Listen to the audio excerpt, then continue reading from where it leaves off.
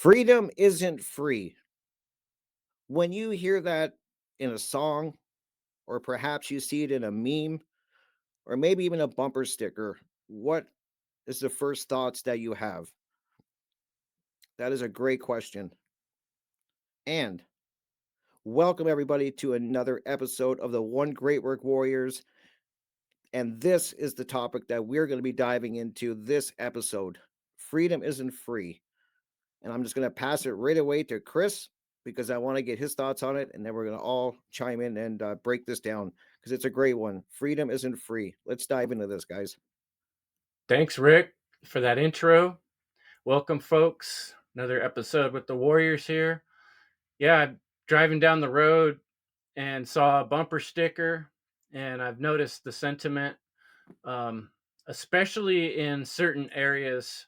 I've had a interesting exposure to California, starting from the North Bay, even down to San Francisco area, all up along the Highway 5 over the last 3, 4 years, especially since the big scamdemic of the 2020. I did more traveling, especially trying to seek places where I would find people that had more of a freedom oriented mindset. And you could tell during that time because, which stores that people were trying to make people follow certain rules. And then you would go into more rural areas, is what I discovered. And the more rural an area it seemed to me, the more likelihood that people would sort of respect one another's uh, personal freedom from my point of view. And so I wound up really wanting to move into an area that was less populated and finding that the people that lived there just seemed to be more like you be you and I'll be me. But along with that came, I noticed there's a lot more of this sentiment of the same type of folks that tend to be really supportive of military and will say freedom isn't free. And it's the type of thing you'll see in these more rural areas also is that bumper sticker or that idea, that sentiment that freedom isn't free. And it just struck me as a weird conundrum. Yeah, I guess irony in a way. Like, how could something not be what it is? It almost it reminiscent to me of when people say there's no such thing as truth, and it's like, what did you just say? You're just saying it's true that there's no such thing as truth, and it's like, how can we say that freedom isn't free if the whole idea of freedom is that it's something that describes the state of being free. Well, I do have some understanding of why that is the case, but I just kind of wanted to give everybody some context on how I thought of this idea and how it popped into my head, and I brought it to the group. And we've seen both sides of this because, on the other hand, we're the type of people that have also tried to say, hey, freedom's something you have to work for. And we don't really have it in so many ways. We're in a state of slavery in this world right now. And so we're looking for ways to work towards freedom. And so right now, it's definitely not free because we got work to do to get there. Therefore, some work effort will be required. So yeah, I'm looking forward to kind of chatting up both sides of this topic and pulling out the things we hear from people and working our way through those thoughts and how we deal with them. So I guess I'll pass it on to my man Derek. Bonjour, bonjour. ¿Cómo estás? Buongiorno. And I say that because we're not all living in America at this time. So, yeah, it's going to be cool to kind of get a little bit more of an eclectic perspective as far as, the state of freedom in wherever your respected places, Jerry in Mexico and our Canadian brother, Crib Rick, who's been thinking about some things. But, anyways, yeah, Chris. Yeah, totally. There are requirements, and it's funny because all across the board, what I've noticed as well is whether it be people that are still believing in the false figures of authority, whether it be in the religious or governmental, whatever politics, they're still talking about or lip servicing or trying to evoke freedom. Yet it's from different states of awareness, if you will, and like just not understanding certain eternal principles like especially like objective morality and their God-given rights. Because if they understand their true authentic self and their rights as a sovereign being, they wouldn't tolerate any of the draconian measures that actually claim ownership over our bodies, whether it be through taxation, prohibition, any kind of mandates, any kind of things that are uh, obligatoire. I cannot say that in English anymore, but like they try to force it on you. Like they're trying to write these things and like justify jus juris, right? Like to make a right when it's just some man-made overthrowing of natural law, and that causes less freedom. Because if you understand the formula of how we achieve real fucking freedom, it really equates to the amount of objective, proper morality within the collective, society, country, whatever, community. Take it from the micro to the macro. And of course, yeah, Rick, I love the fact that you were talking about music because, there's been millions upon billions of people chanting down Babylon, apparently, or, grooving out to some funky reggae with the Wailers and Bob Marley. But hey, did they really catch that one very important phrase that actually had at the intro of a mix called, Mind Freedom Music? It goes a little something like this: emancipate yourself from mental slavery. None but ourselves can free our mind. And that is really profound if you really understand some of these more, ancient traditions, going back to the Hermetica with the first cosmic law principle of mentalism. Because if not getting out of the first gates with your right state of mind and trying to free your mind from all the shackles and programming and mind control and all that stuff, which mind control means government if you break down the word etymologically and all that jazz. There's a lot of work to be done, and it takes a lot of sacrifice and time and effort and all these things. So those are the spiritual currencies that actually are worth something, especially if you're putting in the effort to do so. So yeah, Chris, coming back around to you, there are requirements for us to achieve that within ourselves, and then take it to the exterior domain. As above, so below. There's so much more to this second cosmic law principle of correspondence that a lot of people are not fully engaged in, even if they claim to know these things. But anyways, back to these bumper stickers real quick before I pass it on. I mean, what's up with all this eagle shit, right? But what's up with all the legal stuff or the illegal shit? I mean, there's a lot of eagles that are trying to spread the wings of freedom, but you look around, they're pretty ill.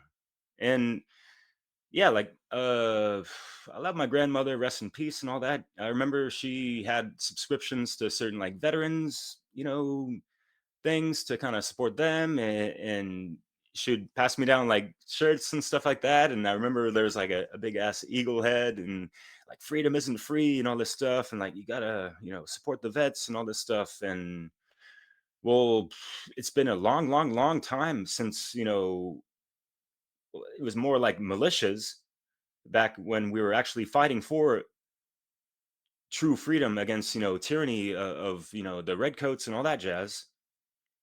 um that was a different time when we're actually defending a land from foreign invaders, and unfortunately they kind of crept up in, and there's been some really tyrannical shit since then. But yeah, anyways, yeah, there's so much to sacrifice, and I'll go in deeper next time around. But Jerry, what's good, man? ¿Cómo estás, Mexico? Mon amigo.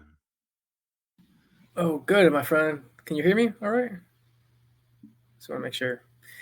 Yeah, I mean, you said something great. You said freedom isn't free. So people who condone the military, they think they have to support them, which is atrocious because what they think freedom is actually slavery. And the people, the older followers are actually sacrificing themselves for the dark occult, and they could care less about them.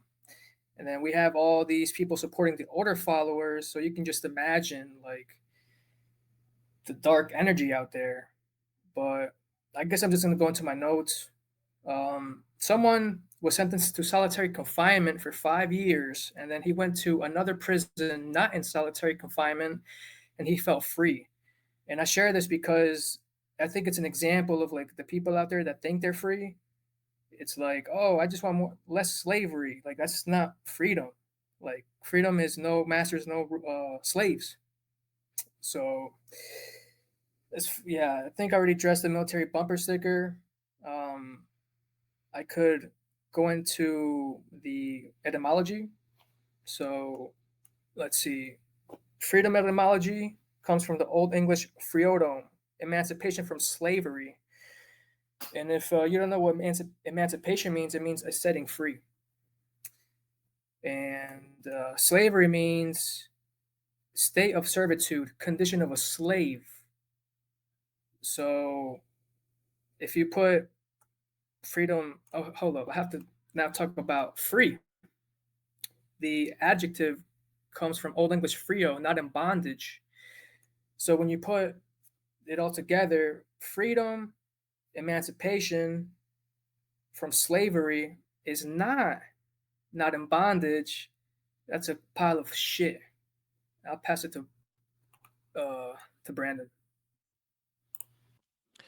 Yes, thank you for that. And to um, add on to the etymology, freedom, free, meaning free will choice, free, the ability to think, the ability to cognize, the ability to express yourself. And DOM, dumb, have dominion. So freedom, meaning have dominion over yourself to have free will choice to think and express and cognize and use your free will ability to think. And that right there in and of itself is not transgress upon. So when I heard this topic of freedom isn't free, the first thing that came to mind is the human condition now, because you have to apply things to the current state, which is slavery, how the condition now. So if freedom is an end game goal, what are the requirements? What does man have to do that is necessary in order for us to get to that goal? Because freedom is a goal and it's also a state in our minds. So before I get to what I'm going to say, I want to break down the etymology of requirement, because to require something means you seek it out, how you procure it, you demand it. But when you put the word MET on it within the mind, you're talking about something that must be done as a condition. So you're talking about a requirement, so how do we get there? It starts within our mind first. We have to create freedom and understand how to get there in the way we think first. So the one thing that needs to be sacrificed, and this is a requirement to get to that goal, is we have to sacrifice wrong thoughts.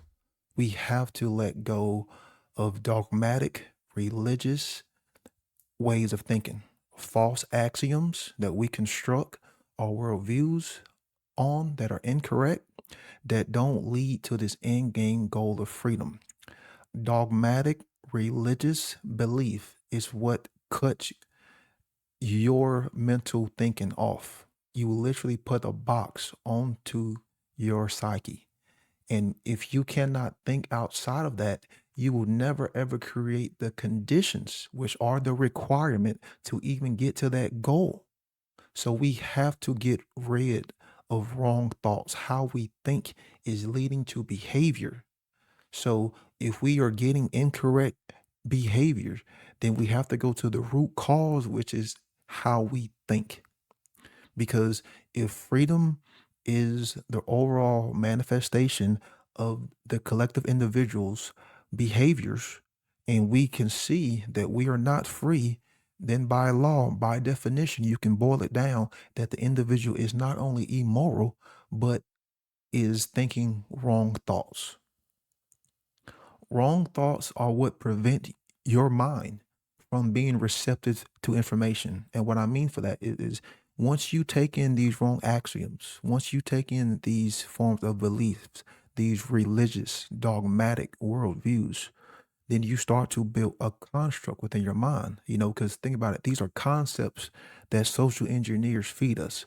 We take these into our mindset and we create all of these phantasms and all of these images, and we start to construct things in reality to try to make sense of reality, even though it's an incorrect version of reality. But once we have constructed our own mental psyche based off these false axioms, when someone comes with new information that can possibly be true, once you take that in, once that goes into your mental construct and it's the complete opposite of that false axiom you've already constructed your worldview on, your mind is going to say, well, that's not true because it goes against what I believe. So then your mind just throws it out. It throws it in the trash because the conscious mind can't have two contradictory, thoughts, because and that's the problem is because we have bought. Well, I should say, majority of the people have bought onto these false axioms, and not only bought onto them, they've become egoic attached to these false axioms. They cannot even take in new information to get to the goal, to get to the end point on which they claim to want. We will never ever get to the state of freedom. Never ever get to that end game goal as long as we stay attached to wrong forms of thinking. And hell again, thinking is shaping our behaviors. And a problem that I see in too many people is they have no idea what social engineering is. Not enough people are talking about mind control because not enough people even know how their minds even operate. People don't even know how their brains operate. People don't even know how their psyche operates. People are ignorant to their own cognition and their own psyche. And also, too, wrong thoughts are what leads to more and more of the traumatizing of ourselves and the traumatizing of others. Because hell again, we have these wrong thoughts. We are thinking hell, like incorrectly. We project that we project that outwardly on other people. We're not worried about, what's moral because we're thinking immoral. So then therefore, we will go and, support order followers. We'll go out and start voting. You have people who go and join cults. You got people who go and join the government. Everyone's talking hell about voting, but no one's talking about, hey, you're putting in someone, in power who's going to coerce me and you and everybody else. You're putting someone in power who will send the goon squad to come and take my firearms away, and that's not going to fucking happen. So wrong thoughts is what is shaping the reality that we have constructed. Wrong thoughts is also what lead to a lack of self-care, a lack of self-worth, a lack of self-esteem, and hell, like I said, egoic attachment. Because people have literally grasped onto these forms of wrong thoughts and they refuse to let go of them. Literally refuse to let go. And that's why we have a hard time bringing in this knowledge toward people. And not only am I talking about wrong thoughts, wrong definitions of words. People should not be talking if you do not understand the language. Just shut the fuck up. You are casting spells on yourself. If you do not, if you're not coming from the etymological, the understanding of words, just shut the fuck up. You will do yourself a service. I'm telling you, because you're talking about shit you do not know. Words don't just change definitions. If you believe that, then you also think that you can change the definition of a woman. Definitions of words have substance because they mean something. So understand the true meaning of a word before you start running your damn mouth. Because if not, those words are going to create what? Thoughts in other people's minds. And if your words are incorrect, that's what's going to create incorrect thoughts. We have to get the grammar correct before we can get the logic correct, before we can have correct rhetoric. And that's the problem, is wrong thoughts is a limited set of data of information in the grammar. That's people's problem, is we have limited grammar, limited definition of words, incorrect thoughts, false axioms, dogmatic religious belief attachments, but we don't really know anything. We lack self knowledge. We lack true logic. We lack true understanding. And that's why people are just regurgitating, words that they don't even know, can't even define. And we wonder why we are enslaved because we're ignorant. So too many people are trying to focus on, how the physical, thinking we're going to create some new, monetary system. Like even the whole food forest stuff. I mean, like fucking that sounds good, but until we get people to reshape, reform, and remold how they think, all of that shit is fucking irrelevant. It's irrelevant. So I'll close on this.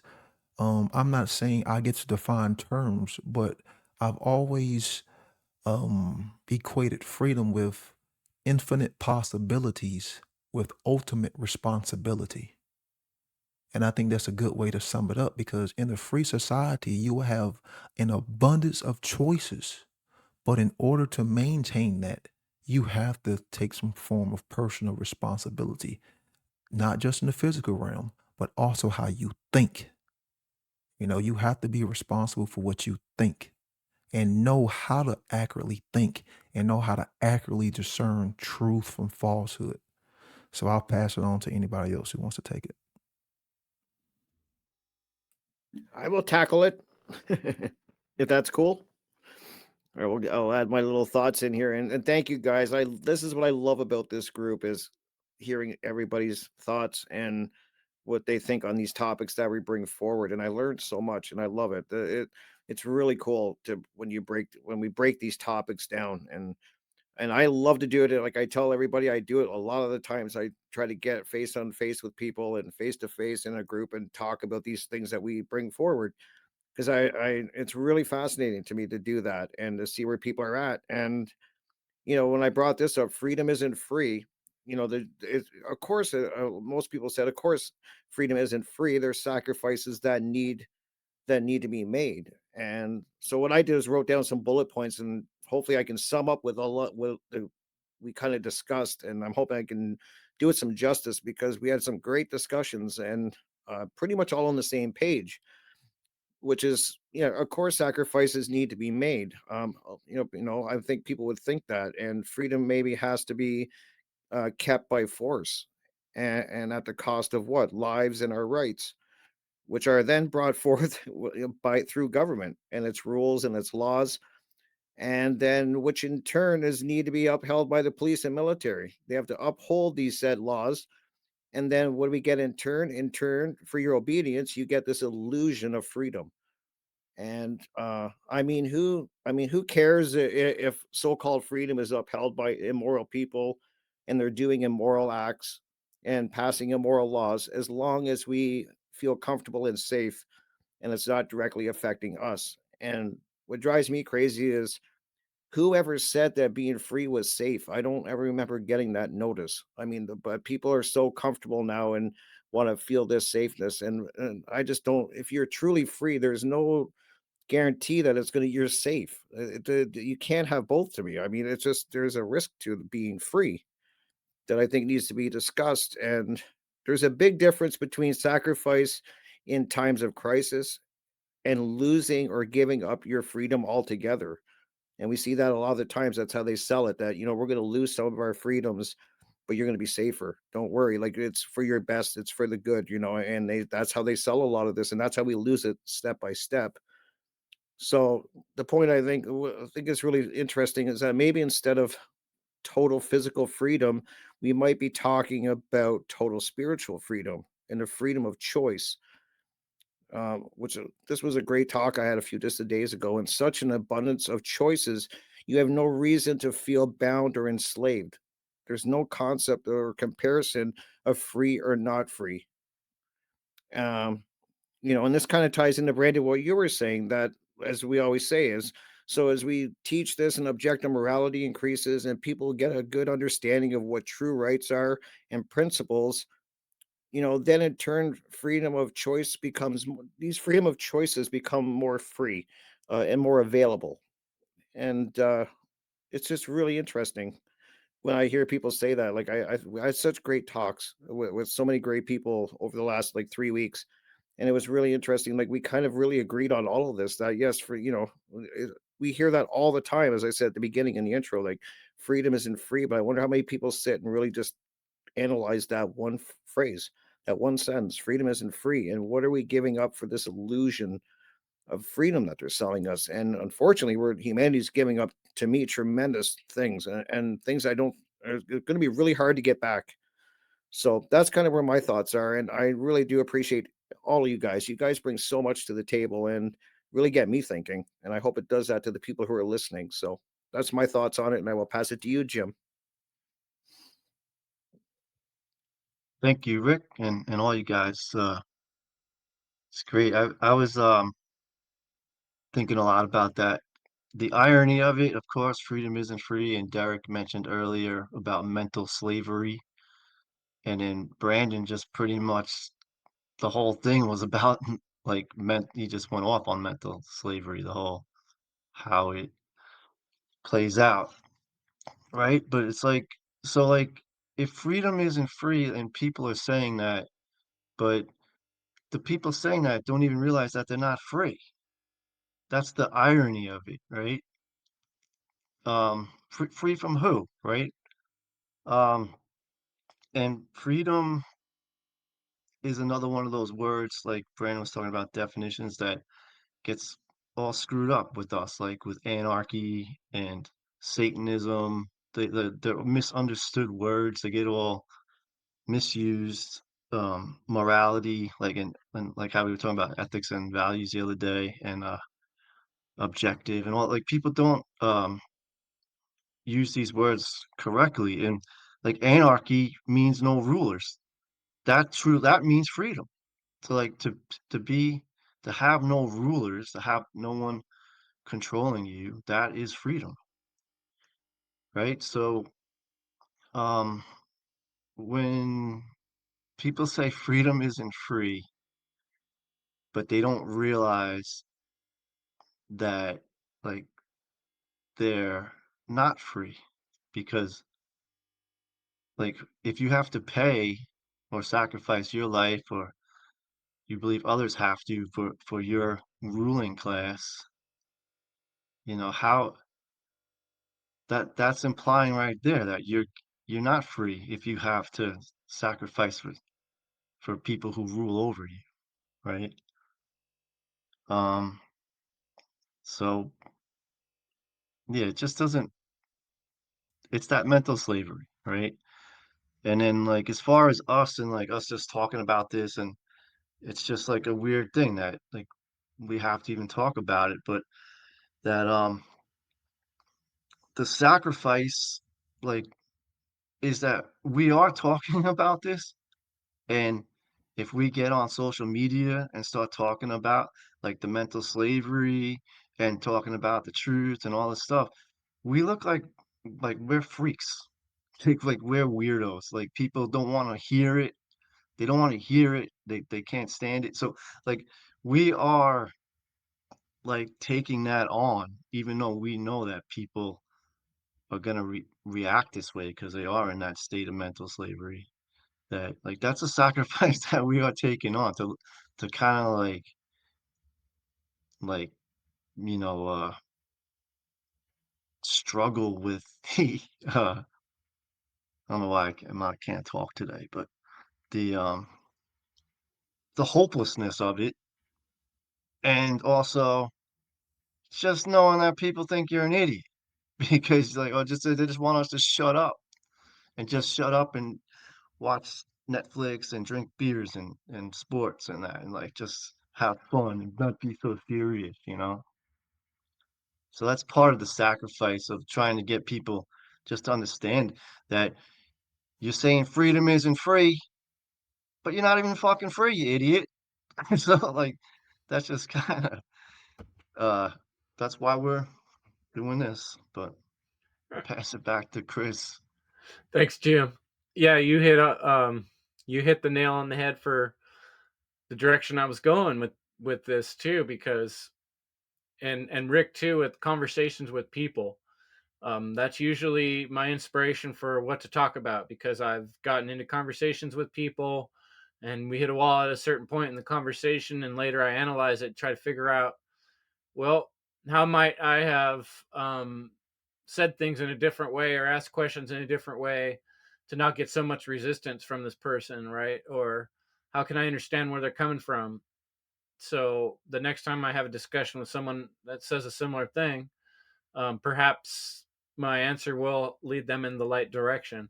Um, and because where I've bounced out against people on this is the answer. The freedom isn't free thing comes in the difficult part of the conversation, when I try to relate that, okay, a lot of times people will recognize, yeah, we got a problem.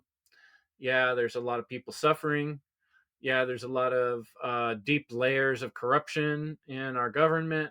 But then when I start to suggest that, well, military and police are forms of slavery, these are people that are following orders and enforcing the slavery on the rest of us.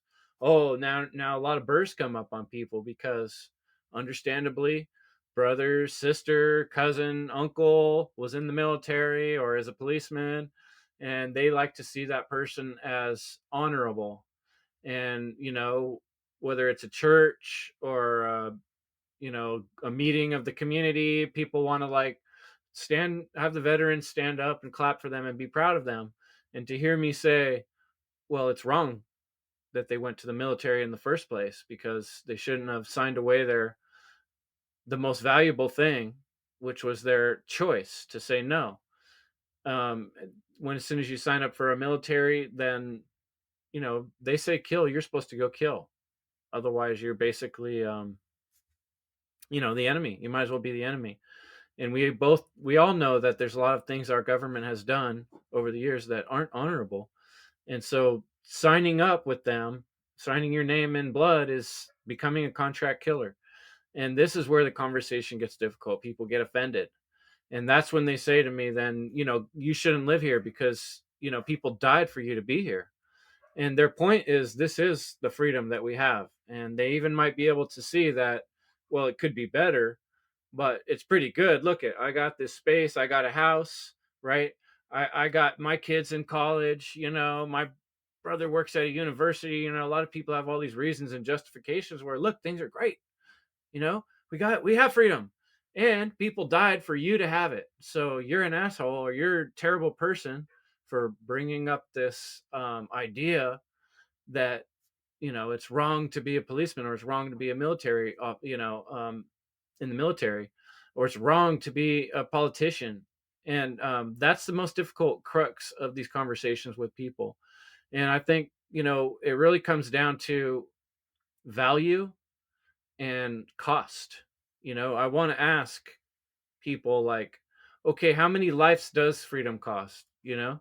um do we make a deal with the enemy and say, oh, okay, if 100,000 people die, then we're going to gain our freedom? Was it ever like that? No, it's just like, so much of your value as a person depends on how much you cost, right? And the government in our society is looking at you as a cost, where we need to learn to see ourselves as something that's valuable. And if we really value what we have, the freedom to choose, which no one can really take away, then we see how big and mighty that is.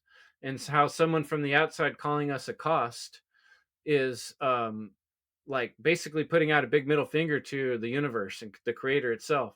I was given by the creation the ability to choose.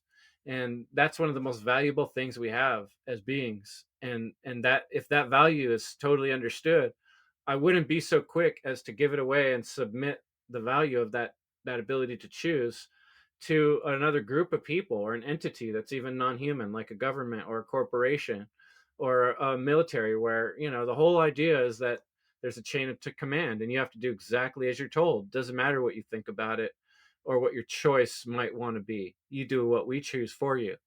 And so it's like kind of like a Borg situation from the Star Trek, where they're expecting you to conform and submit, and if you don't, then you obviously don't appreciate this freedom, right? Like, so I'm submitting to slavery so that we can pretend that we're free. That's where, Jim, you really nailed it. Like, we're not free. So, you know, that trying to make me feel bad about the cost that someone else paid for me to have this freedom that I don't have is a slap in my face. And it's not it, I understand why people get offended by it, but that's a difficult aspect of this conversation to have with people out there that are embedded in that thought process. And so that's why I was excited to bring it up and try to break it down in different ways, so we can see some different perspectives on, some of the worst evils being done in the whole world are from militaries and governments and Mhm. police. Those are the people that are out there on the streets doing the violence that needs to stop, doing the harm to other people, um, by proxy, saying we're doing it and it's okay because this entity said it was okay, because these group of people that vote said it was okay. And in that process, they've given up their own most amazing value that they could possibly have. Can I add So, something, Chris? yeah, That's go what you're ahead. saying, 'cause it kind of builds on what you're saying, and it's kind of interesting because this kind of I got somebody that said this to me in a discussion, is that even, and it kind of ties into what Jim was saying about we're not free, and they said even if this freedom that you talk about is achieved, there's still always going to be rules.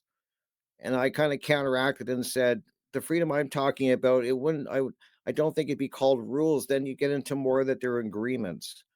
And instead I would call them agreements, and in place, that, and I mean, it would take the place in these groups that um people would in the group will abide by the different by the wait, let me just kind of put this in the better, so yeah, they were kind of saying that there would always be rules, and I kind of countered with them saying that no, I would rather call them agreements instead, and they would be in place, that people in the group will abide by the difference in these rules, and will be these rules will be agreed upon, and they're the big difference is that they're not forced on the group, and they're not enforced by coercion and violence. So I mean, I was trying to kind of counter what somebody was saying to me, that we're always going to have rules, and I said not really. I think there'd be more of an agreement amongst the group, and that's, to me, that's a huge difference than having it be forced upon the group, if that makes any sense. It makes a lot of sense. We do need systems of organization, and rules is not necessarily a bad thing. It's just a question of what we do when someone, doesn't abide by the rule, or doesn't honor, the standards, the boundaries we've set in place for a given community and a given set of people. And that doesn't have to be the same across the board. There's going to be different things. It depends on the environment, depends on the people involved, but there's a lot to that. What do you say, Derek? Yeah. Yeah, to tail back on what you guys was talking about, because yeah, what is the common ground that we can come and coalesce and coagulate the proper hermetically sealed society that is really going to foster true freedom for all? Natural law. Anyone got that within the constitution of their heart center where it's supposed to be? Yeah, so yeah, real quick, because I didn't want people to think I'm being callous towards, veterans. I kind of glazed over that real quick, but I mean, who is most callous towards the military and army veterans? It's the fucking government, right? I mean, yeah, they have their charity programs and things to, veterans, funding program, but that's like, it's kind of deplorable, and even more so just like the state of people's, just, yeah, the PTSD and all that stuff is huge, obviously. So yeah, my heart goes out to these folks, whether or not they were, order followers or whatever. It just, for me, I just feel bad to see humans suffer at any level, whether they fucking deserved it or not, I guess, like, um, but yeah, like, people want to be like, well, these people, sacrificed so much, so you didn't have Germans, around your streets and this and that. But it's really argumentative and all that stuff. I'm not going to digress into all that. But yeah, I mean, what what do you think Samuel Adams would say to that, in a sense? And to paraphrase what he was saying back in the days, if people honestly valued freedom and truth, it must be defended to the utmost at all costs. Like, this is our lives we're talking about. Like, freedom is a necessity for life to really flourish, and we don't fucking have that. So yeah, there's just, I don't know, like a collective trauma or binding, in a sense. And like, yeah, it's really quite the conundrum, the Gordian knots or whatever, even at a fucking energetic level. Think about these things, metaphysically or whatever and all that stuff. So yeah, like, wow, big deal. People understand or say that freedom isn't free. Well, what the fuck are they doing about it? And how are they spending their spiritual currency about that stuff? And did they actually realize that slavery is expensive as fuck? Like, what the fuck is going on, y'all? Aside from inflation and all that stuff, the fact that our freedoms are being curtailed in America, as well, as far as like, the most freest country in the world. Imagine how the fuck it is in China or all that stuff. Like, we have no, true idea of how fucking bad it is for people outside of this United States of America, or the divided states of America. Because sometimes I don't understand where the fuck people are going at. And y'all are getting pummeled by subliminal and, obvious programming and messages, and all this, impending doom of, what the fuck kind of civil war the fuck you think y'all think is going to go down? A bunch of SJWs that are pissed off about, the irritable Trump syndrome that's still lingering, for how many fucking years now? And all these, MAGA people that lack greatness within themselves because they haven't done the real fucking great work are still, looking to a fucking savior outside themselves in this false, figures of authority. Fuck that, y'all.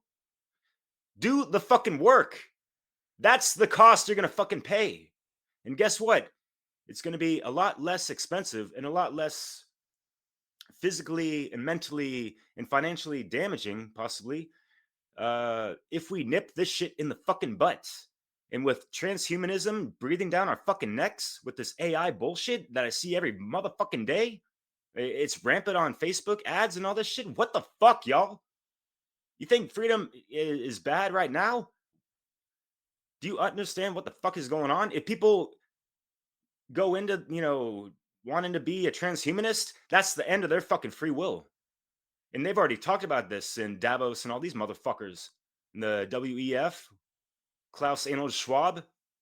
These people do not see us as, viable to have free fucking will. Those are their words, by the way. So yeah, peace is expensive, right? What else is new? War is a racket. What the fuck else is new? How are people actually understanding this formulaic dynamic of how they are participating in some of the fucking evil? And how are they able to pull themselves out of the equation? It can be broken down and observable through their actions, through their voting, through their support, whether financially or whatever. What are they buying? What corporations are they supporting? All this stuff. And yeah, like corporations and that kind of stuff, it ties into the whole governmental oppression. Think about the oligarchies and the bankster prankster motherfuckers. So yeah, people really have to, do their proper due diligence and have really high levels of discernment, especially at this hour where there's so much, there's going to be, deep fakes and all this AI, propagated, crap and all this shit. People are going to be able to crank out content like there's no fucking tomorrow. And they're getting paid for this motherfucking shit. When a lot of us doing the great work haven't get paid a fucking dime. We got to, hope and pray sometimes for, fucking donations. This shit isn't fucking free. We're paying to have, like have free time to fucking bring these messages and have the fucking knowledge to do so first and fucking foremost. I mean, Brandon talks about this all the time. People back in the day, they would fucking kill to have the information we have readily at our fucking fingertips. And people are squandering it like, like they're woke as fuck all of a sudden because they watch some fucking TikTok videos, man. Wake the fuck up like 100 times over, y'all. Y'all missed the fucking point. Big time. Y'all lack discipline and all that shit. Stop regurgitating half-digested, undiscerned information, y'all. Straight the fuck up. And guess what? People that brought forth a lot of this proper information, they sacrificed a lot. They actually went through spiritual fucking warfare to do this shit. So people need to humble the fuck up, be grateful for the shit, and actually pay attention to proper knowledge, to apply that shit to themselves, to have the proper wisdom so they can ripple a positive effect towards freedom in this reality. It's not a rant, but, I'm passing it on. I'll build off of that real quick because talked about common ground. It's hard to build common ground with people if they're oozing and spewing out government jizz. They're spewing out government jizz from every fucking freaking orifice, and it's hard to build or come to this common understanding if people lack a care for truth and morality. If someone was to ask me what is the most important thing in life, I would say the only thing in life that matters is truth and morality. That is the only thing in life that matters. Everything else is irrelevant because without truth and morality, you have nothing else. You have absolutely nothing fucking else. Doesn't matter, what physical possessions you have, relationships with people. Without truth and morality, you have nothing in life. Nothing, absolutely nothing. And yeah, people would kill for the knowledge that we have now. I remember when I first started my journey, I did not have the luxuries that I have now. I did not have the monitors. I did not have the desk. I didn't even have a chair. I started off on a cheap Walmart chair on the cheap Windows XP laptop. And I just had a freaking dresser. And I was sitting in that chair for 10, 12 hours a day, just reading, watching videos. And I'm so grateful now, and that's the thing is what are people willing to give up?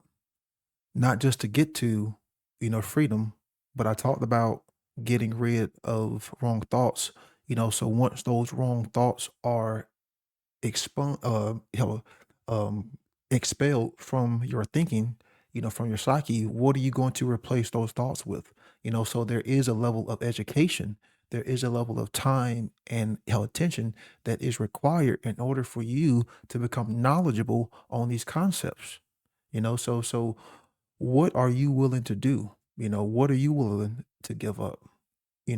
Are you willing to sit your ass in that chair and watch a 2 hour, 3 hour, 4 hour, 5 hour, 6 hour, 8 hour video? Even if you have to hit pause, then write down, where you stopped and then start it back up the next day. Because people won't even sit down and watch a 1 hour video. And that means they don't care for truth. That means they don't care for, morality. Are you willing to learn how to focus? Are you willing to pay attention and look at this monitor? Sometimes I'm literally looking at my monitor so long that my eyes literally have to take a rest. Like I literally have to go in the other room and just lay down for about 30 minutes because I've mentally exhausted myself. And I know when I get to that point, so are people who want to be free, are you willing to go through the, this same sacrifice? Are you willing to give up spending time, with your kids? Are you willing to give up spending time, with friends, with loved ones? Are you willing to give up from watching that stupid television show or that stupid fake, sports game? What are you willing to give up to achieve this goal of freedom? Because not enough people are willing to make that right sacrifice.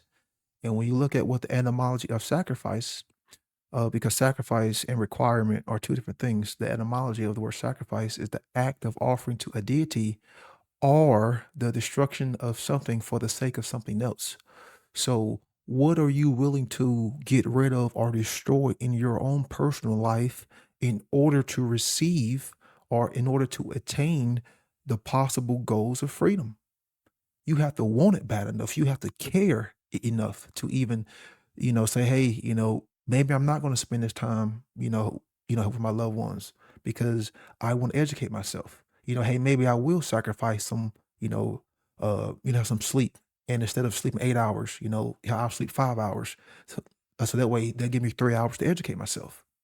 Hey, maybe I am willing to, skip a few meals so I can save up my money to buy a piece of technology that I can use to put out the truth. These are all things that I've had to do. I'm sure these are all things that, some of y'all had to do and many other, great teachers, have had to do, because hell, when you creating slides, man, that shit takes fucking time, so that's thing that, that you're sacrificing because you see the importance of doing this. And that's the thing is when it comes to true care is not just the initiation that starts the process. It's what keeps the process going. It's what keeps the wheel spinning. Because even when you have the knowledge, even when you've gotten it, you still have to have true care to put it back out into the world. True care is what keeps the wheel spinning. It's what keeps that internal pendulum, swinging. Because it's just not the generator force. It's what generates, and maintains and keeps it alive. Because if you lose true care, then you would just say fuck it and give it up. You know, persistence. Have fortitude, willpower. Fucking dedication. All that is driven by true care. We all freaking understand that, when you are, speaking this kind of knowledge, you can possibly have a bottle broken on the top of your head or get punched by someone because, they just don't care for it. But that's how much we, care is we're willing to make that sacrifice. I'm willing to, do what it takes in the right in the right form of action to get this information out to others because it's all about truth and morality because truth and morality is synonymous with freedom and it's synonymous with good. It's synonymous with natural law. It's synonymous with, the higher will. All of those words are just synonymous. They're all interchangeable. Good, moral, true, freedom. So what are people willing to give up? And that's the thing. They're willing to give up the unfortunate side of them, how the spiritual side. They're not willing to give up, of course, how those wrong thoughts that, how that I talked about, but people really don't want to, spend the time to educate themselves, because there is a lot of internal work that has to be done. Because we're not going to get to freedom without doing that internal work, so that's why the two stages are internal, you know, taking in the grammar, learning how to think, getting rid of wrong thoughts. Then, as you're doing that, as you're taking in that grammar, you are making that internal change internally, learning how to accurately think. You're sacrificing, how the time, how and attention, and you're putting that time and attention toward things that actually matter, things that actually lead toward the goal, toward freedom, toward truth, toward morality, toward natural law. And I'll get into the last step soon. So I'll pass it on to Jim.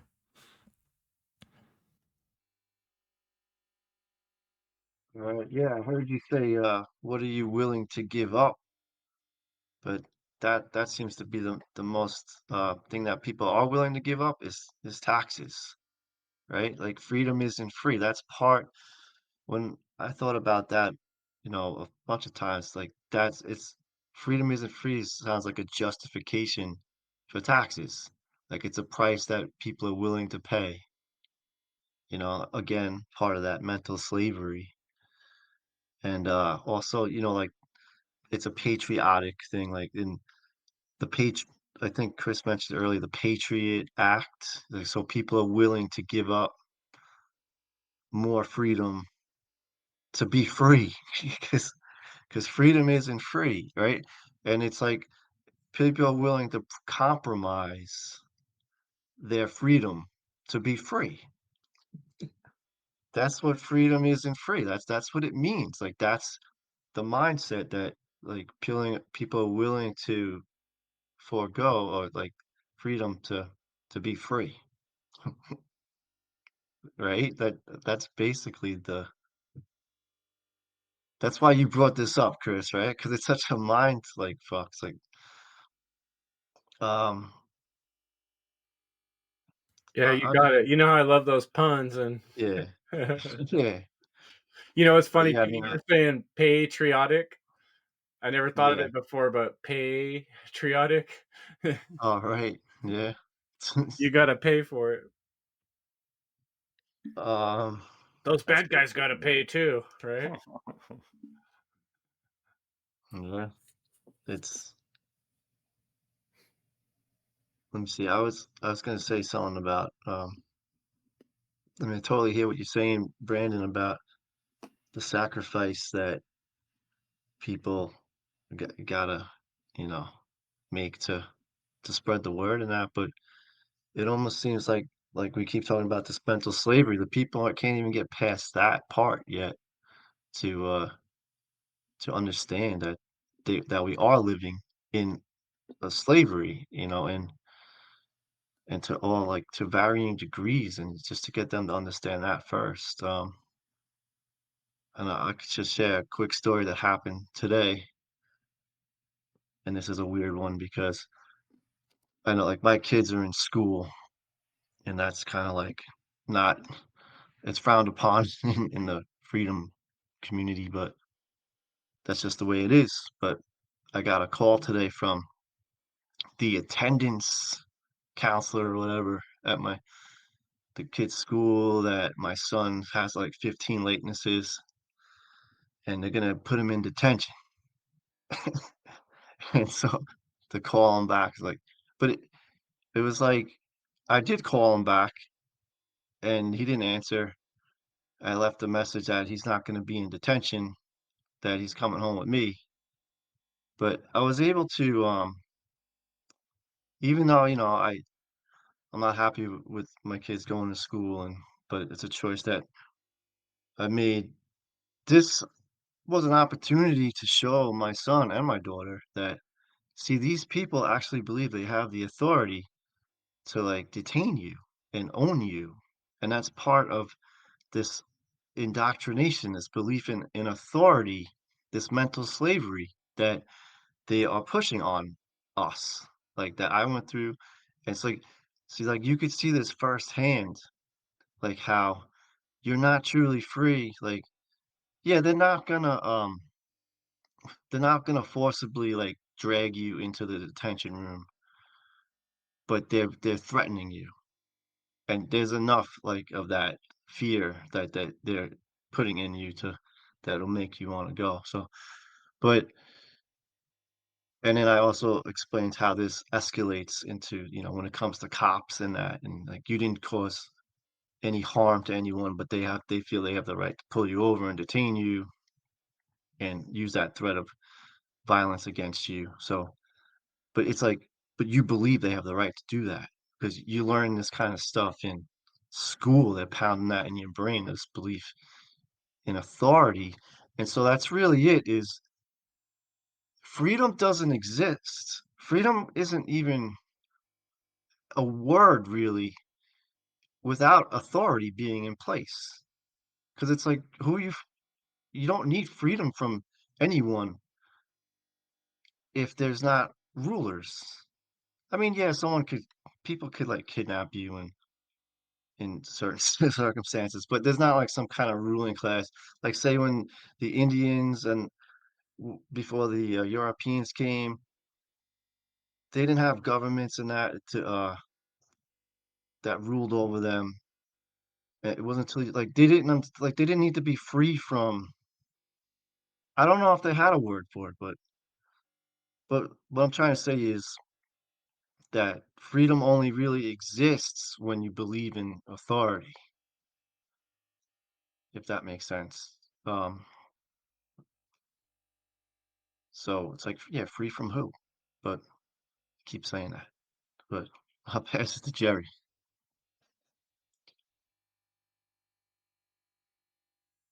That's a good question. Free from who? I mean, I think evil is ignorance. So the ignorant people, that's who we're free from. So yeah, I mean, when I heard Brandon speak the first time, I just felt like saying this that it's important to know the general principles of natural law. That natural law is expressed through the seven her basic underlying principles: mentalism, correspondence, vibration, polarity, rhythm, cause and effect, gender, plus an eighth principle which binds these other seven together: care. These principles constitute a master key through which universal wisdom, including the knowledge of the requirements to obtaining what we desire, is unveiled or deocculted. So we need knowledge to be free. People are under the illusion that we're free, and knowledge will break that barrier or illusion. The objective knowledge between right behavior and wrong behavior is the secret of secrets of human society.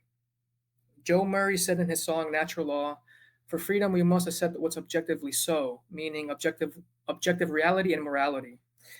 If we want real freedom, we must know truth is independent of our perception. And when you were speaking, Derek, or you were saying all this like the transhumanism shit, like you're speaking the truth, and I can see towards past that bullshit. And I know there's people out there who do the same. So you know, we have to align our perception to the truth, and we cannot be ignorant and free. Mark Passio says that's an antithesis, a complete oxymoron of each other. So our task is to raise our consciousness. Consciousness is the ability to recognize patterns and meanings with respect to those patterns, meaning to have an accurate understanding of what's going on inside of us and around us, or we won't have or we will have an inaccurate understanding of what's going on in and around us. We must care enough to know what is happening in our world first, so like Brandon said. And we need a knowledge of self and of the universe. High consciousness is a high frequency which accurately perceives truth more than lower frequencies. Conscious is having common sense. Conscious is also knowledge. From the Latin prefix con, together, and the Latin verb sciere, to know, to understand, to know together. Exercising our conscience is action. It's choosing right action over wrong action once the definitive knowledge of the objective difference between right and wrong, according to natural law, has been acquired. This is the foundation of freedom. We have to teach natural law through technology. Recommendations on how to do so are by creating a podcast, a blog, and many more. The more one great work warriors we have, the more we'll have a fighting chance. And the law of freedom is as morality increases, freedom increases. As morality declines, freedom declines. I'll pass it to whoever next. Awesome, Jerry. Appreciate it, man. That's the hardcore truth right there. It's the stuff that's hard for folks to suck up. But what we're ultimately talking about in day-to-day life and common sense is responsibility. That's how this breaks down in our day-to-day lives, is figuring out how to take responsibility for as many aspects of our life with our choices as we can. There's a lot of value in that, like I said before. Partly why I talked about in the beginning about having experiences and being more and less populated zones is because it gives us a good look at, you look at people who are further separated from the city. These are people that have to do more things for themselves, generally, as a rule, right? If your fence is broken, you probably got the tools in your garage to fix it, right? And if your car breaks down, you might know at least how to fix a few things, as opposed to someone who's lived their whole life in the center of a busy city. You don't got time to fix your car. You just pay someone to do that, And this whole thing I'm talking about with military and police is one of people's biggest fears. When we talk about working towards freedom, and we're saying we can't do that with an unprincipled situation where we have tyranny, and people are stealing our money and coming and knocking on your door and say, hey, you want us to keep protecting you? Give me the money. and that's the situation we're in. It's like a gang, right? That owns you, and they're Mhm. saying if you don't cough up the money, then you don't deserve to be protected. And that's basically the sentiment we're getting from people. So what is the solution? Where do we go with that? That's scary, right?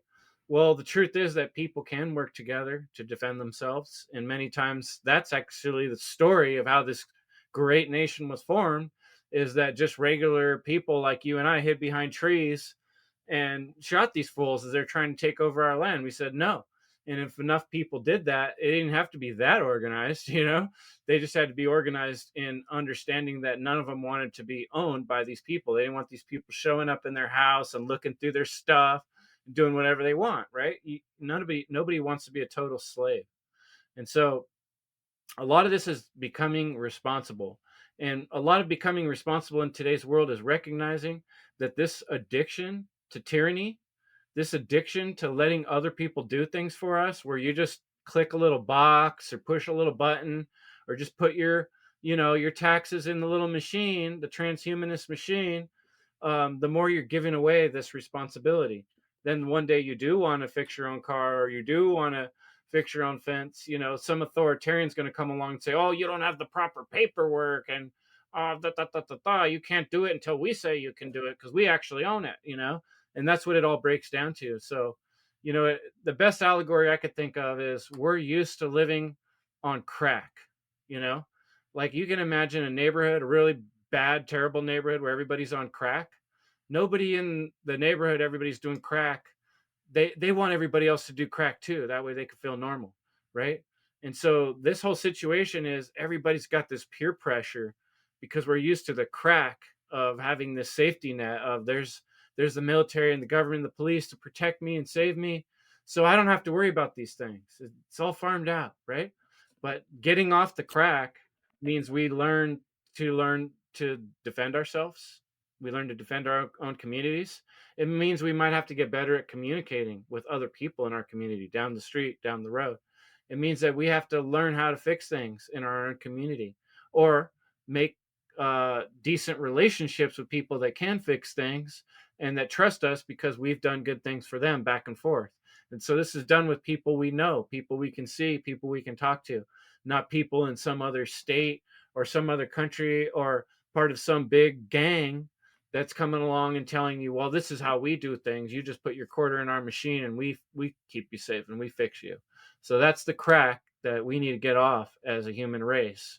We need to get off the tyranny crack and start getting onto the self-responsibility track, because that is the track towards freedom for everyone. The more that we're all self-responsible and the more we all value our own ability to choose and to say yes or no.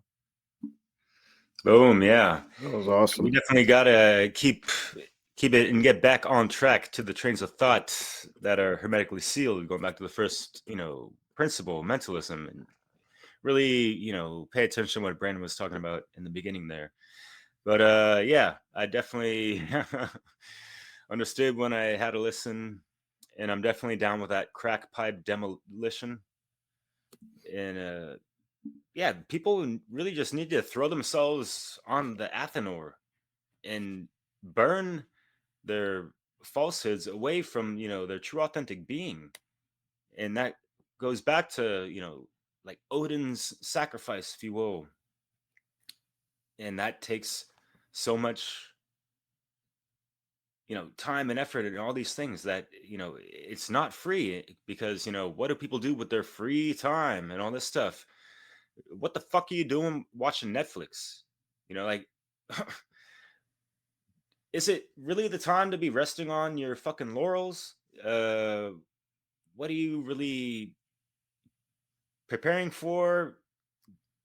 A lot of people just, I don't know, yeah, the crack and all these things, and it is highly addictive on so many levels. Like it gets into the nervous system, and it's like just an impulse at that point, a mechanic type of thing.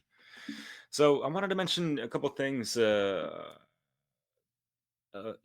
and segue into conclusions and solutions rather. But yeah, but yeah, it's funny how people want to say like, oh, it's such a privilege to live in this country because there's so many freedoms and this and that. And like, again, it's just another justification, a made up, you know, right, or, some kind of reason that's a logical fallacy.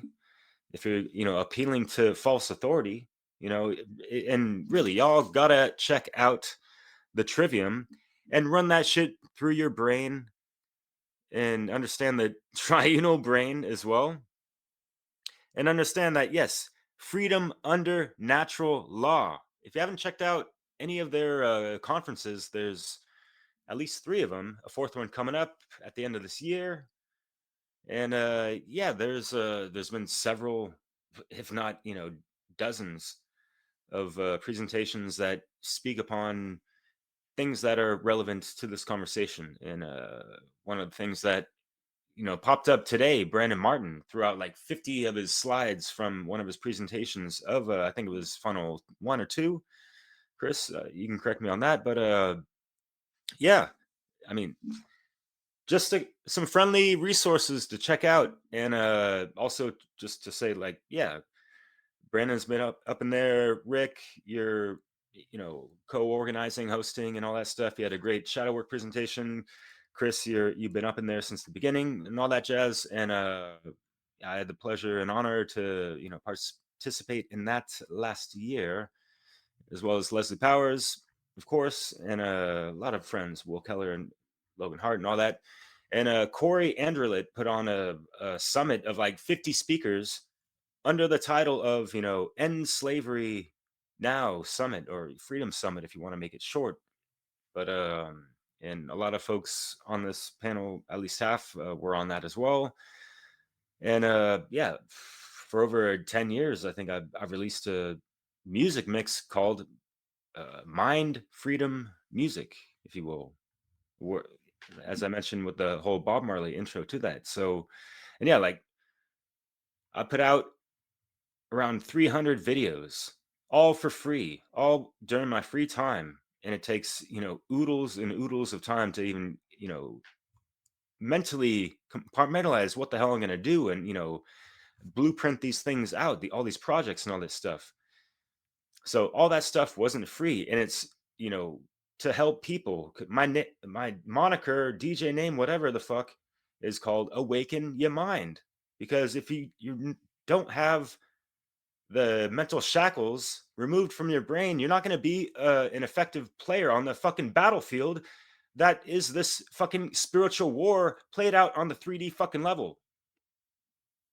So with that said, as far as some of them solutions, That was Brandon Martin Funnel 3, The Spirit of Freedom. oh, okay, yeah. Yeah, if people want to check those out, you can go to freedomundernaturallaw.com. Yeah. So the requirements, as far as what I had a slide on that, but yeah, people really truly gotta figure out what the all caps truth is amidst all the psyops and all the everything and this and that. And y'all really got to activate that true, authentic, heart activated care, because that is really going to amplify that true intuitive intelligence within yourself. And it's going to be more aligned naturally to cosmic law, natural law, whatever, just don't get it twisted. It's not some fucking, geopolitical equivalent to common law or some shit like that. No, these are eternal fucking principles and things that just, exist before mankind ever stepped onto the reality field of anywhere out in the cosmos, hey? Cosmology, if you follow me. But anyways, yeah, morality especially, and yeah, taking it through the trivium, the threefold expression of who we are as human beings. Obviously, with all our thoughts and all that stuff, and then the emotional dimension, and then in the physical, hey, your behaviors and all that jazz. And it's a stepwise fucking process, obviously. And that's part of that whole self mastery. If you take it back to Odin, of being the thrice great, of the whole integrated threefold consciousness, that's a stellar human being. And that is a great example of how we can truly operate and, you know, evoke songs of freedom as if it was just your dance of life, the you and I verse, your eternal song that is your fucking soul, that kind of shit. And so to, not be so mystifying about all that stuff, something that is really simple and very um, grounded and super applicable. Y'all just gotta deeply understand these simplicities of take no shit and cause no fucking harm. Really understand the non-aggression principle. That's the sacred feminine. And really understand the sacred masculine of self-defense. And really stand your ground if your freedoms are being impeded on, especially, just at the physical fucking level. So yeah, I definitely hear what Brandon's saying with just being on guard with on so many levels. So yeah, who would like to take it away? Yeah. Hell, I'll wrap up my last point since I've kind of been, if people haven't figured out, I've kind of been going over the trivium process just in you know, a kind of different way. Started off with the thinking, started off, with the internal, like what man has to sacrifice, what man has to give up, with doing the internal work and, also just the internal sacrifice as far as, time and attention, but the outward manifestation, even if we was to reach this goal of freedom, even if we was to reach this state of freedom mentally and physically, we would still have to be doing the great work. We would still have to be putting out truth and teaching people about morality. We would still have to be educating the next generation just to make sure that we maintain this goal. Because as soon as we stop, as soon as we give up, as soon as we get comfortable, as soon as we get complacent, then that's when fear, ignorance, and evil starts to creep in and start to set in. You see, it's not just reaching a goal. We want to maintain that goal as long as possible. So if man was to ever get to that state, that goal, the rhetoric, the output, the wisdom would still have to be maintained. That way, when others take it, it becomes the grammar, it becomes the input, it becomes the knowledge. That way, that threefold process of coming to an understanding of what truth is, being able to discern what's false, continues to live. So, in order to maintain freedom, we have to keep teaching morality. It's not just, how once we get there, it's done. Nope, wrong. That's where we got screwed, here is people got comfortable. People stopped caring. Then what happened? Ignorance, fear, and evil creeped in. That's what, hell, that's what's happened to pretty much every society. How they start off as a open society. They start off as something free, something good, and then something moral. Then they get complacent. Then they get comfortable. Then they start to let those cracks, how we talked about crack, or Chris talked about crack. Well, I mean, think about it. When you have a crack, then something can seep in.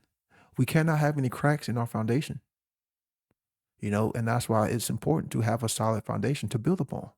That's why I started with wrong thought, because if we have cracks in that foundation, then that's when that fear, that ignorance, that immorality, and evil will creep in. So, we would still have to, have care. We would still have to have willpower. We would still have to pay the same, have the same spiritual currencies, even in that state of freedom. It wouldn't be no different than what it is, now, because we want to maintain that goal as long as possible. For the generations that are going to come after, whether it be tens or hundreds of years. We want to maintain that. So, in closing, I'm just going to say this: bring on the chaos. Bring on the chaos, because people aren't getting this shit, and unfortunately, people need to go through a lot more stress, a lot more chaos, a lot more suffering. Bring on the death, bring on the destruction, because man seems to love it. Mankind seems to love the death and of the destruction. Mankind love the tyranny. So I guess things just have to get worse and worse and worse to the point to where there's enough friction that's going to force people to actually look at truth and morality. So, hell, I'm going to just embrace it and just open myself up to it. And I'm just saying, hey, universe, hey, bring it on, because I'm fucking ready. And that's my closing words.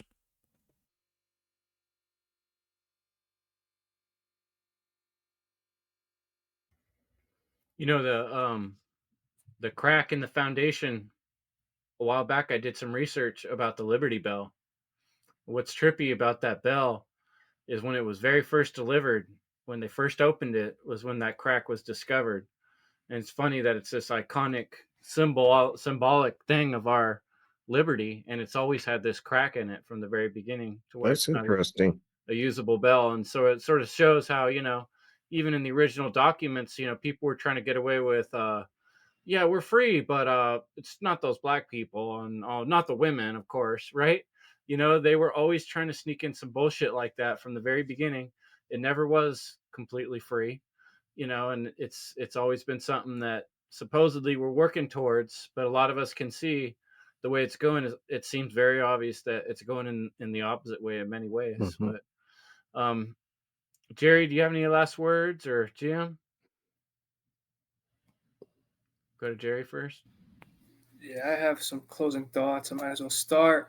So, solutions to erase erroneous thinking, true self respect, shadow work, and self defense. Before I even get into this, I just want to go back to my last time I spoke. I said, um, we must care enough to know what is happening in our world first. Take that with a grain of salt. That's what I'm going to say. It didn't sit right with me 100%. Might be a half truth. All right, now I'm going to focus on what I was saying about solutions to erase erroneous thinking. The first part of the great work is to end human slavery starts with shadow work. Without this, forget changing the external. We have to fix the trauma that we have by taking personal responsibility and healing the traumas given to us as adults. We have the capacity to be good enough. Go out onto the battlefield and wield the sword of justice.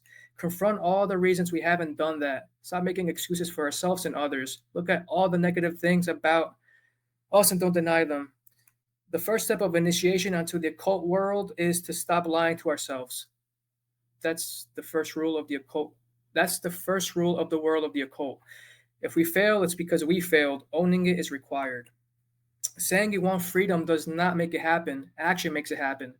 Personal sacrifice to do the right thing makes it happen. Mark Passio from The Fear of Sacrifice in the Freedom Movement presentation. You touched on the etymological word definition of sacrifice, and there's a slightly different one from that presentation, which means it's a sacred act. So we have to get up off our ass, and what's leading us to death is stagnation. I could break down the etymological word a little bit more. All right, the definition, first part of the word sacrifice, or let me see. I'm sorry, the first part. Hold on. All right, I'm just gonna skip that because I'm just stagnating, I guess. Well, I can do this. The first part of the word sacrifice, the adjective sacre in Latin means sacred or holy. The second part of where the word sacrifice comes from is facere. To make, to build, to create, to bring into existence, or facere. If we put them together, it's to make something holy or sacred. All right. Sacrifice in the realm of thought, emotion, and action are required to achieve freedom. We must sacrifice time and attention to learn objective morality, the occult, and natural law, which is the basics since the dark occultists are trying to hide this information from everybody. Emotions require required sacrifice, selfish concerns to attain care for truth, freedom, and justice, not apathy for truth, freedom, and justice. Um, Basically, Satanism. The world doesn't magically erase slavery, and for action, we must sacrifice personal comfort to attain correct action through courage and willpower, and not be inactive due to cowardice and laziness. And an example was I almost missed tonight's recording, and yeah, I'm just grateful for you guys because you're steering me in the right direction. And if someone initiates aggression, finish them. Be prepared with true self-defense and for a forceful rebellion because evil can win. The dark occultists are bold motherfuckers and sick and twisted psychopaths, and creation will let them win over lazy people, cowards, people who don't have true intelligence and don't really care enough because we're not actually engaged in this spiritual battle. And a lot of this is coming from the presentation, the Mark Passage presentation. And I'm almost done. Get out of the mindset it's all going to work out. It ain't all going to work out. If we don't have the things we need to be physically prepared, we're not ready. If we're not ready, or if I'm not ready, we're putting others at risk. Only when and if we do this is when we'll be doing the great work. Once we get the knowledge, understand it, to have a better chance at not fighting physically, acquiring knowledge and mastering the technological sets is the way out. So again, start making presentations, putting out work, getting on stage. The problem relies with people not willing to make the sacrifices. And I'll close with this. Remember, living in harmony with natural law as a collective can only lead to freedom, prosperity, peace, survival, evolutionary progress. And in opposition, control, war, enslavement, evolutionary stagnation, and extinction. All right, that's all I got.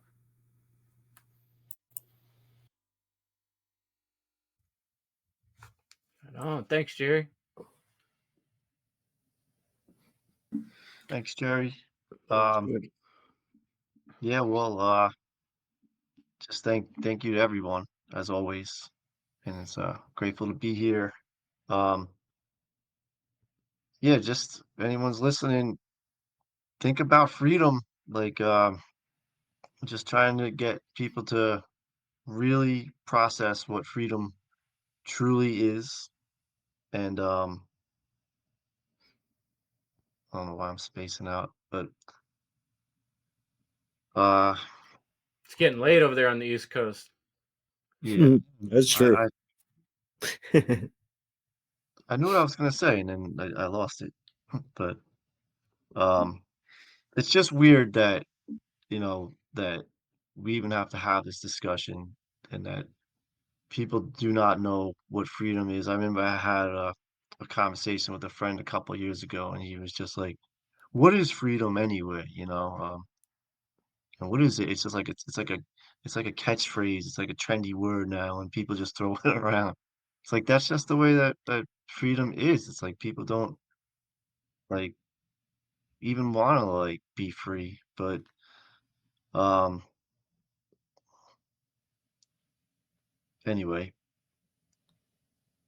I was just thinking, that guy Russell Brand, his catchphrase is "Stay free." Like it's just like people think they're free and they're not. I'm like a broken record saying the same kind of shit, but um, like if you want to get out of the mental slavery, if you can hear what we're saying, if there's someone out there who like really is like, wait, like I really do want to like understand like what they're talking about with mental slavery, then really look up like the definitions, like Brandon was saying, the true definitions, and try to like get it like yourself. Like don't just like believe in the what the culture's putting out. And like it's like think about it. Like why are they even talking about this? Like like how come I don't even think about this? But anyway, I think Rick, um, you haven't gone yet, right? No, I'm just taking in what you guys are saying, and you guys are breaking it down amazingly. And I think you guys are nailing it about solutions. And it always seems to come back that people, and Brandon said it perfect, and Chris, all of you actually had great points about, that it's not one and done. This work is going to be constant. And even if we get to the state of freedom that we're talking about, it's something that has to be protected and defended and passed down generation to generation. It's not one and done. Just like the work on yourself isn't one and done. It's not done in a weekend. It's not done in a month or a year. I call it checking in with myself. I try to do it every day, and that's the work that has to be done. And the sacrifice that has to be done is you have to be willing and care enough to seek out this information and take it in and then process it. That is what a sacrifice many people aren't willing to do. Brandon was saying that, like how many people are willing to sit down and even spending 10 minutes watching something. They want it in 30-second clips or 1-minute clips, and they're not willing to take in the amount of hours it takes. And it does take a lot of hours. And it's, it's, that's the sacrifice that has to be made. And it's the work on yourself that is key. The foundation, I harp on it constantly on my show because it's that important that you have to do the work on yourself. I think it's what the key, I think it's the foundation most people are missing. They get a lot of it, but they don't realize that they got to stop pointing the finger outwardly and blaming everybody else for everything, and then really turn the finger and point it at yourself and get brutally honest with yourself. And then that's the work. That's the foundation that has to be done. We talk about it all the time, the shadow work and really digging deep into who you are and working that out. And that's so important and a step that is sadly missed, and it's something that's ongoing and will be ongoing. So that's my solution. It has to start with yourself and doing the work on yourself, and be willing to take in the information, seek out the information, care enough to find it, and go through it.